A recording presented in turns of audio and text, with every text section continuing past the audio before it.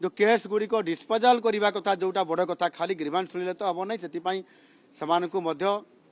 case गुड़िकर समाधान करार आवश्यकता जहाँ मु बेसी सीरीयस निए मोटामोटी जदि आम देखा ये 7टी पर्यायर आजिकार मिसेले आजिकार तो कौन सी फैसला है गोटे फैसला केस है संगे संगे एससीबी मेडिकल को पठागला एणु पूर्वर जो 6टी जो अभियोग शुणाणी तारीख था से मोटामोटी भाव में 78%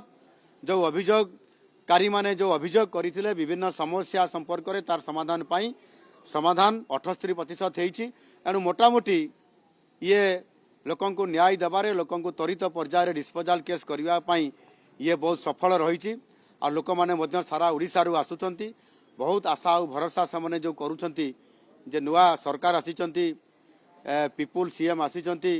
एवं से आम गुहारी शुणुचंती निश्चित भाव में आम गुहारी को निरंतर भाव में शुणुचु आगामी दिन मानक एभली भाव में नियमित भाव में यह शुणाणी करा लोक त्वरित पर्यायर समाधान करने रास्ता फिटा